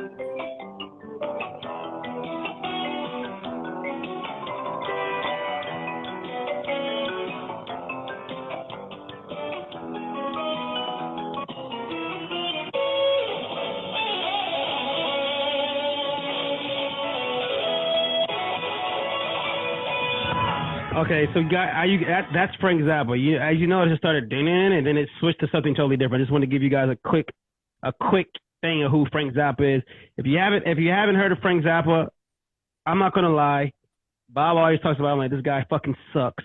Then I started listening to his music, and one song that Bob always tells me, I'm from Baltimore, it's called What's New in Baltimore. And it's one of my favorite songs. It's on all my playlists. So if anybody's on here right now and you're looking for new music, looking for different frequency and different vibes, listen to Frank Zappa's song, What's New in Baltimore. Sorry to cut you off. I had to give him some love, but go ahead. Yeah, that's Z-A-P-P-A, yes. Frank Zappa. Yep. So he tried to make things not sync up, and they did. So he called that a strange synchronicity, xenochrony. Now, what happened in my life is that I got on the radio back in the 80s, and I'm talking about my life and other things like you're doing, and I got an audience. And then people would notice something I said would show up in a movie or someplace. One thing, some people who saw me dancing, they then watched Blues Brothers. They said, man, Bob dances like the Blues Brothers. So I had not noticed. You didn't know that, yeah. But, so we thought that was interesting. But as my power on the radio increased through the 80s, and I was influencing a lot of things, more and more people would call me up or call the show and say, I saw you in a movie. I saw you in a TV show. I saw you in a book. In other words, there was mirrors of my life out there in the media that I didn't know about, and people would draw their attention, draw my attention to this fact. Now, the important point is that because I was public, this was the outer, what will later become the tech body, matching with me that other people could see.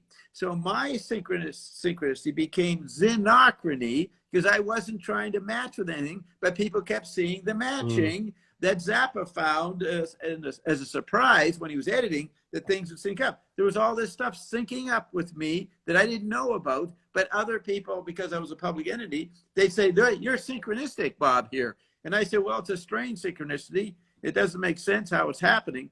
So that's xenochrony, how I use it.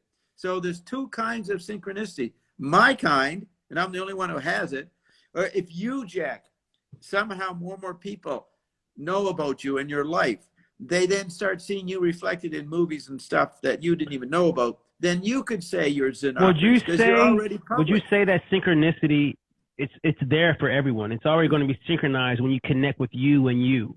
Basically, when I say you, yeah, that's natural. Yeah, when I say you and you, it's like, you is, we talk about all the time on your show, is your meat sack body. Your meat sack body is, your human flesh, and then your non-physical, which is, the you that's out in the universe doing everything.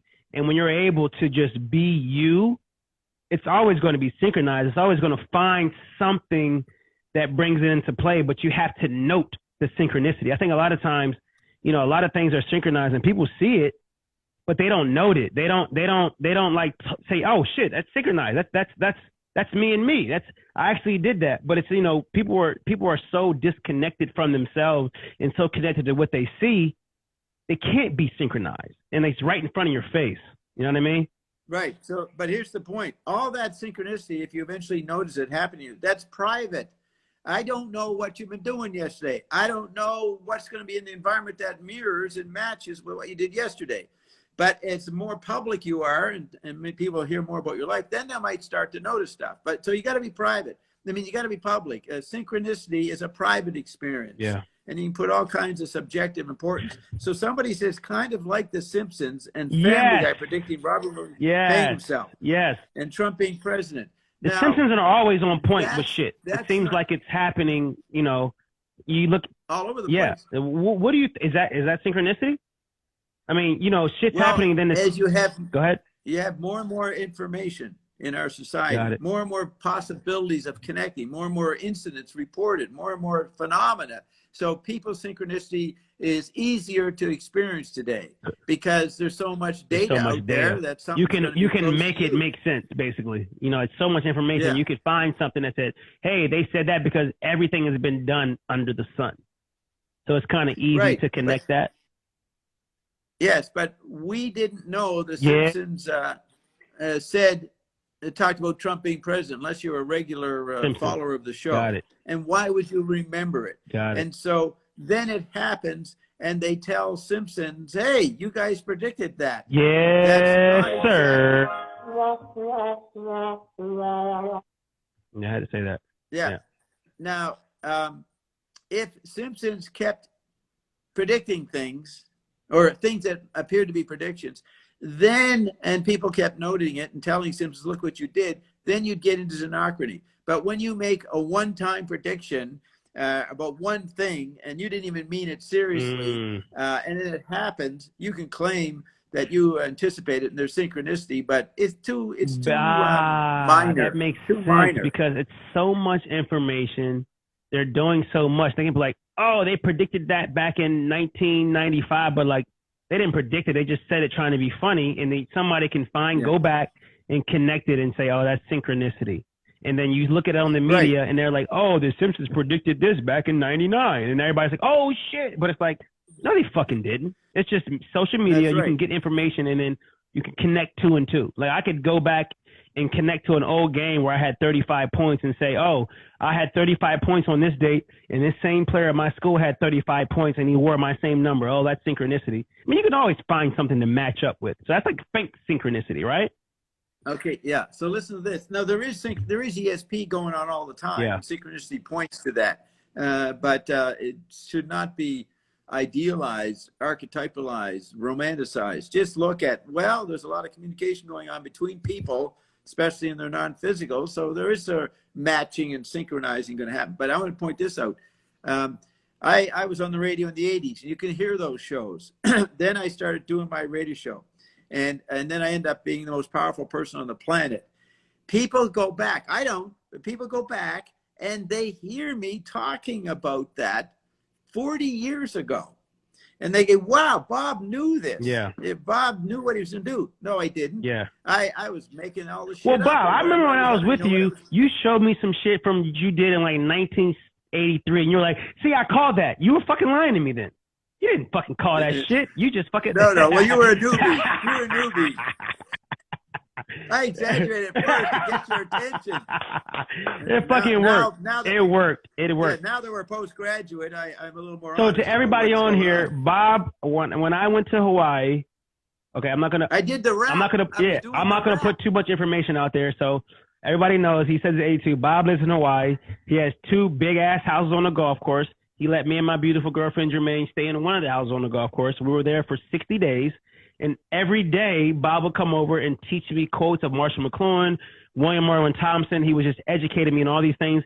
And he showed me his bio of like every year of his life, he had something that he did. So you date back to 100 years. He's 99 now. You date, it's 2020, 1920. He has notes of everything that he's done. Noted. It's the craziest shit I've ever saw. Like 1930, he did this. 1950, and then he'll have a video.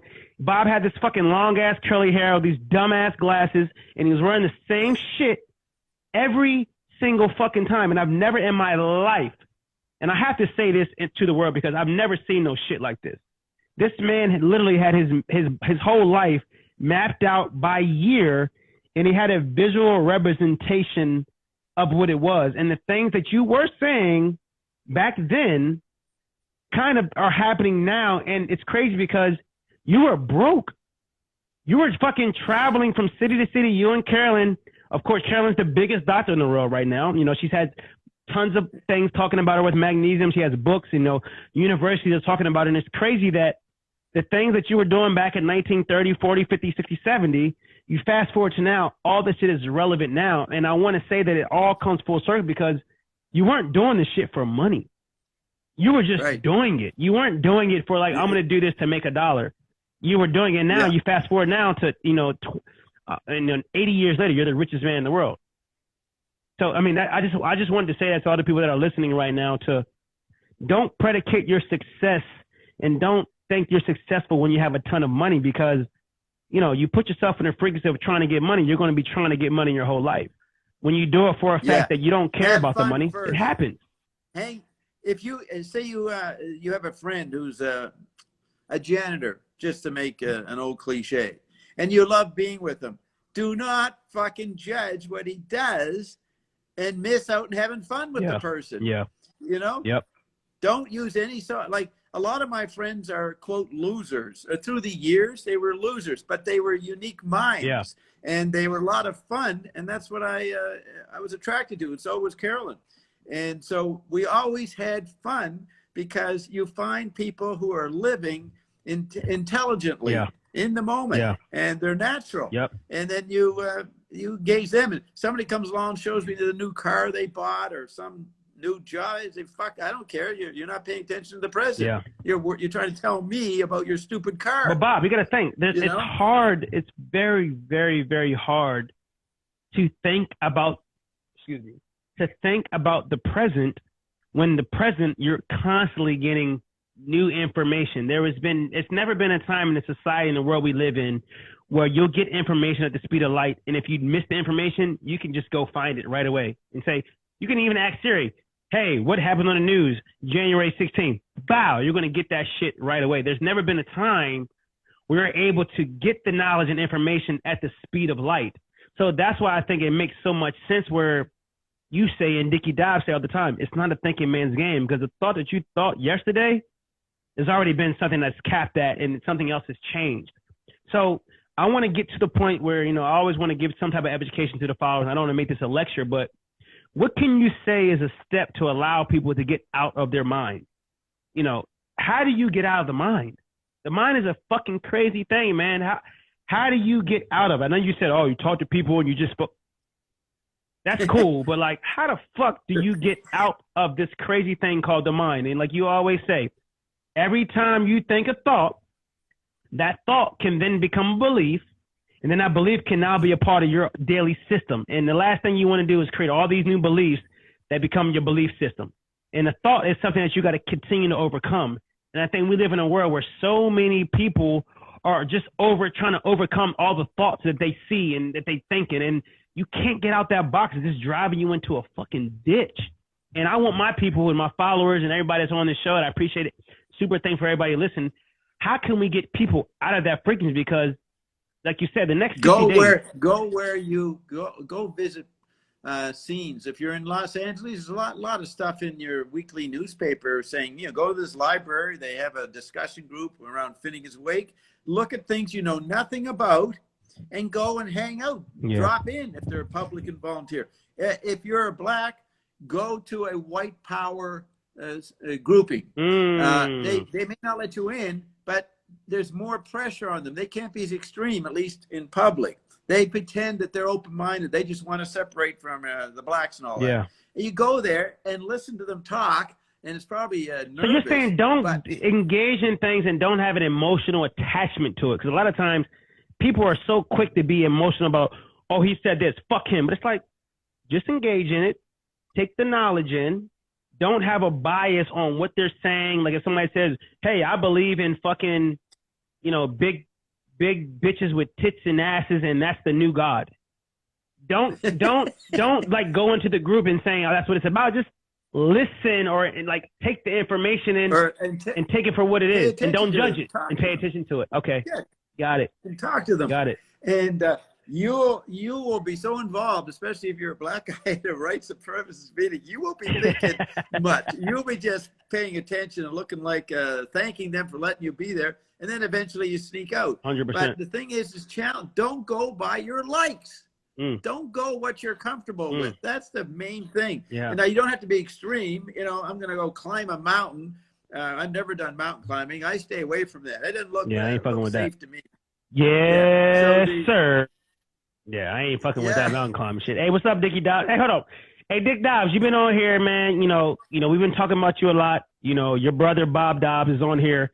He's given us the best information that the world has ever seen.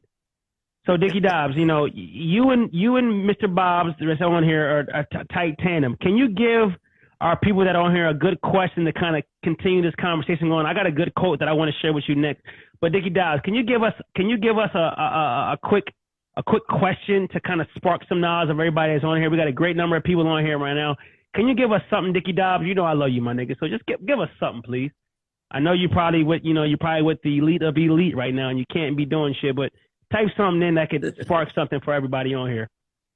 And until Dickie Dobbs gives us that, I'm gonna go to another quote from our guy Marshall McClinton that stood out amazingly to me right now. Right? He said, "Schizophrenia may be a necessary consequence of literacy." Now that is fucking crazy. Now that is like that speaks it contradicts value. Everything anybody knows. It contradicts everything that you know. Schizophrenia may be a necessary. Mind you, say it again. Schizophrenia may be a necessary consequence of literacy, and I see so many people that are so smart. They've been in university. They got doctrines. They got PhDs, EHEs, PMB, TMS, PMS, STDs, and they know every fucking thing. But they don't really know shit, because in our world that you've taught, I'm a student of Mirror University. You got to know that you don't know. That's the biggest key, is to know that you don't know. And that's basically what he's saying with schizophrenia may be a necessary consequence of literacy. Explain that in your words, Bob, of what is Marshall McLuhan, one of the greatest philosophers of our time, is saying with this quote. All right. Now I'm going to end with this. I got to go to the beach. Okay. So this will be my last one. Okay.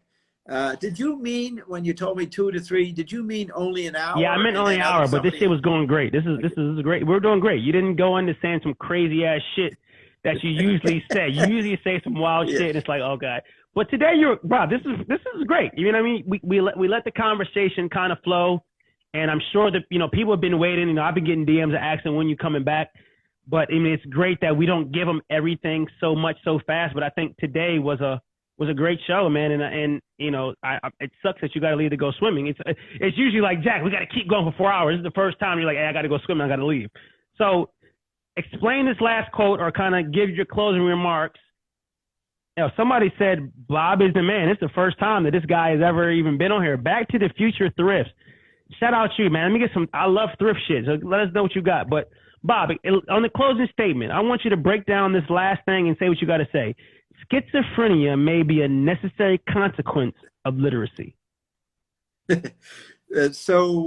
Now Dickie Dobbs says that the fall of humans was the printing press 500 years ago.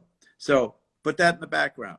So when the phonetic alphabet was made in Greece 2,500 years ago, it was a reduced language. It wasn't pictures. It was meaningless signs, A, B, C, D, E, what looks like A other than A. So it didn't look like a tree. So these abstract letters, which had abstract sounds, abacada, A, B, C, D, E, created a new kind of effect in the brain. It made an abstract space because it didn't refer to anything other than itself. I got to give you a round of applause for that shit. Jesus, no. Please start that over, because to some people that's nothing. But if you think about the printing press and ABBA and what that does automatically, I'm sorry to cut you off. Can you start that over again? That was amazing. Please start that over. The printing press. The phonetic alphabet, 2,500 years ago, Alexander the Great, because he had 26 or so letters that were abstract. If you went to a tribe, they'd have their own writing system and be pictures peculiar to that tribe or grouping. So he came along with something that nobody could identify with anything in reality, but because it was abstract, it could reduce all the particular individual iconography and ideograms to a standard. It could absorb them because it was based on another level of abstraction, not looking like anything or sounding like anything. And that's why Alexander the Great got that empire going, because he could administrate all the different cultures and tribes with a standardized alphabet that absorbed their peculiar idiosyncratic local alphabets. Okay, so that created unique Western consciousness where people started thinking and writing down stuff and conceptualizing and philosophizing in categories that ideograms couldn't do. So the whole thing about Western consciousness, which is very unique compared to other cultures all over the world in history, became different and fragmented from the norm, but it gave an advantage. So that went along for 1,500 years till they invented the printing press.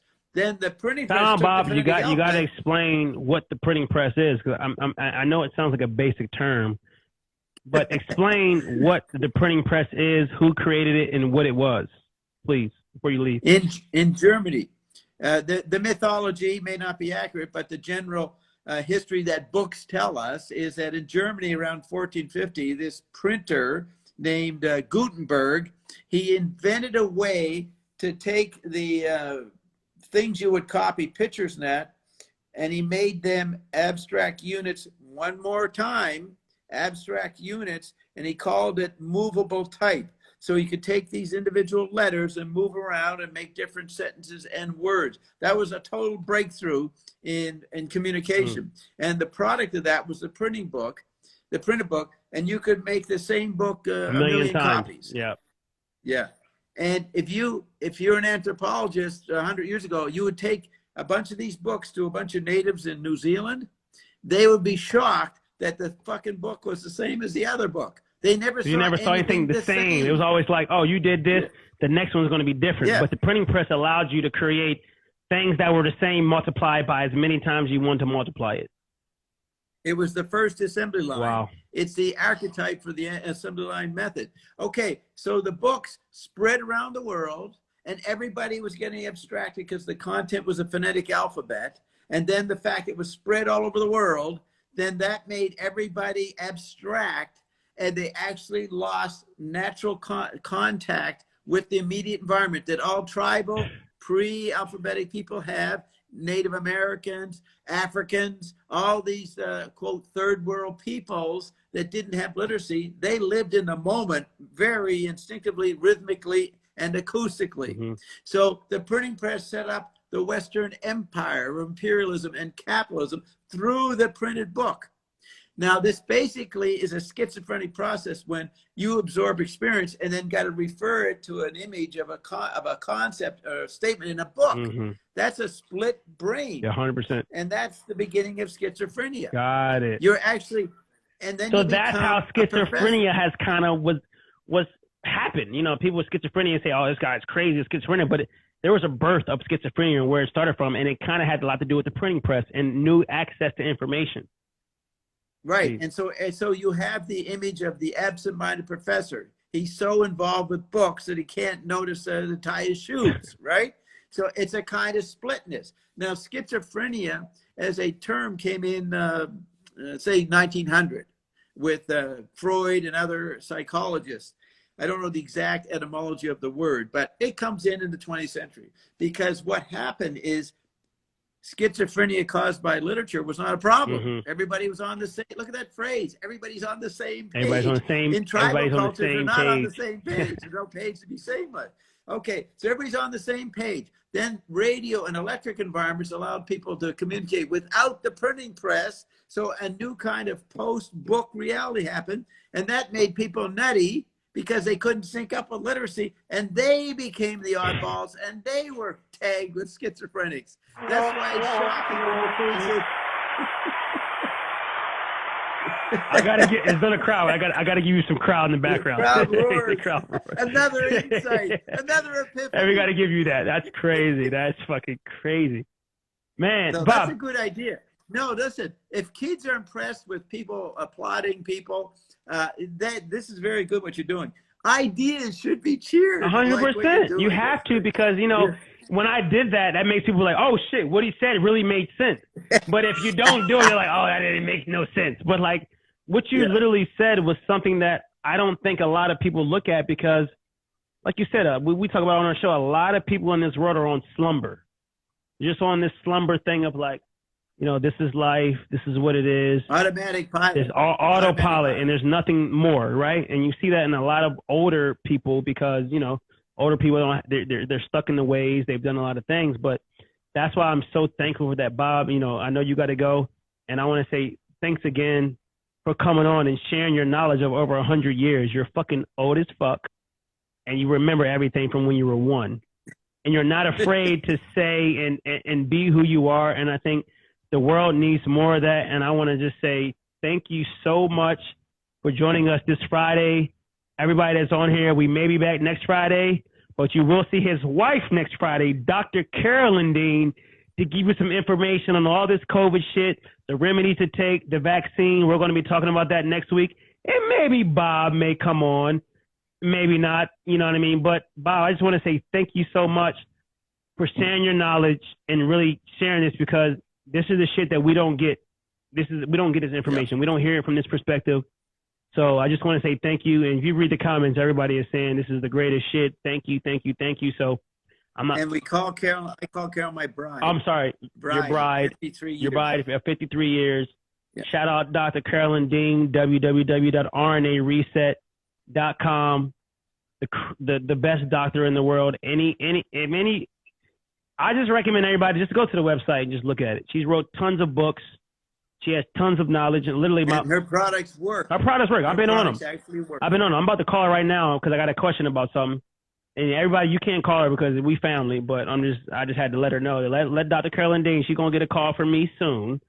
And I appreciate you guys for taking myself and my beautiful bride, Jermaine, in as family. We truly appreciate it. We don't take that shit for granted. And Bob, I'm on your show all the time. You act like you don't see me, and you let Dickie Dobbs make you fucking think certain shit and all this. We're there. We're always on it, because I am Jermaine and Jermaine is me. So if Jermaine's on, I'm on. Okay? Yep. So if you don't see me, so I'm on. It's Jermaine. So tomorrow, I'm going to leave it at this. If you guys want to hop on the show tomorrow, you need to go to achieveradio.com, and bobblogspot.com. I don't like giving this information because I don't want people knowing this shit, because if you go to it, you don't like it, you fucking scrutinize me. But I'm going to say it that best show in the world. You'll see my big ass face on the website, my beautiful bride's face on the website. So if you guys want to get into the new technology, the new world, and what's really happening, tap in. Let's get it. Thank you, Bob. Enjoy your swim, baby. I love you, man. Thanks a lot. Yeah, we celebrate schizophrenia.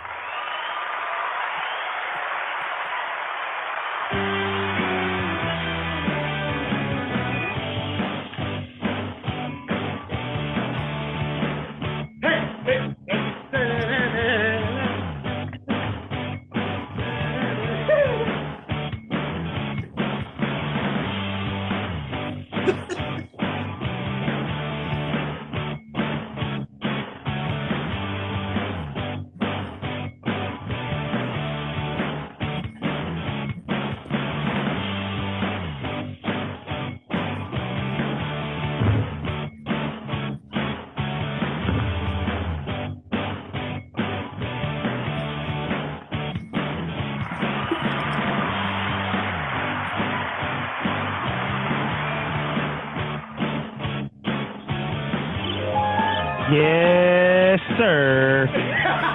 All right, Bob. See you later, brother.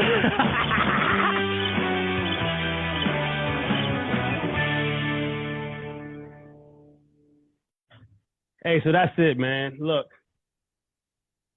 I hope y'all enjoyed the show, man. This is, I get a kick out of every time that I get a chance to talk to Bob. This guy he's definitely the most interesting man in the world. He's definitely full of knowledge. And, a lot of shit that he says, man, the shit is real. So I'm out of breath, but I want to thank everybody for coming on. Shout out my boy Kenley. Pac-Man, my dog. I'll see you in Arizona soon. I'll be back.